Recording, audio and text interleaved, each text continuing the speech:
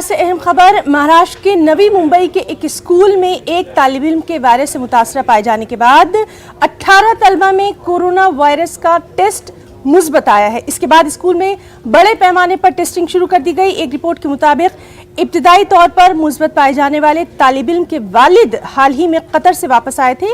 इसके बाद पूरे खानदान ने वायरस का टेस्ट कराया। अगरचे उस शख्स का टेस्ट मनफी आया, लेकिन उनका बेटा वायरस से मुतासिर पाया गया।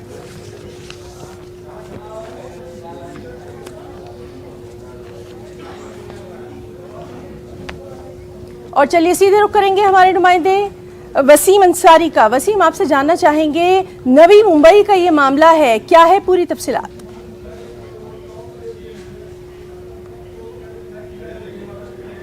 देखिए, नई मुंबई की स्कूल में लगभग 600 से ज़्यादा विद्यार्थी पढ़ते हैं, छात्र पढ़ते हैं। उन स्टूडेंट्स का जब कोविड टेस्ट किया गया है तो बहुत ही चौंकाने वाले आंकड़े सामने आए। लगभग 16 से ज़्यादा जो बच्चे हैं वो कोविड पाए गए हैं। इन 16 बच्चों के जो कोविड टेस्ट निगेटिव आए हैं, इसके बाद पॉजिटिव आए हैं, उसके बाद इनके जाँच की जा रही है। जिस तरह से बताया जा रहा है कि स्कूल में एक बच्चा जो पढ़ता है उसमें से इनके पेरेंट्स हैं जो बाहर देश से मुंबई की तरफ आए थे, तो उनकी भी कोविड टेस्ट की गई है और उस दौरान में पाया गया कि वो निगेटिव निकले, लेकिन उनका जो बच्चा है वो कोविड टेस्ट में पॉजिटिव मिला है। तो एक पूरी सीक्वेंस चेक की जा रही है, क्योंकि अपने आप में जिस तरह से कोविड के बढ़ते हुए आंकड़े नज़र आ रहे हैं महाराष्ट्र में, और दूसरे जो स्कूली छात्र हैं जब वो स्कूल जाते हैं और इतने बड़ी संख्या में जब स्टूडेंट होते हैं और उसमें 16 बच्चे कहीं ना कहीं पाना अपने आप में एक बहुत ही परेशान करने वाला सबब है। तो ऐसे में उन बच्चों के जो जीनोम टेस्ट के लिए भी भेजा गया है, क्योंकि ओमाइक्रॉन के जो खतरा है उससे भी नहीं टाला जा सकता है, उसको भी ध्यान में रखते हुए वो टेस्टिंग के लिए भी भेजा गया है। उसकी रिपोर्ट आने में महज 4 से 5 दिन और लग सकती है।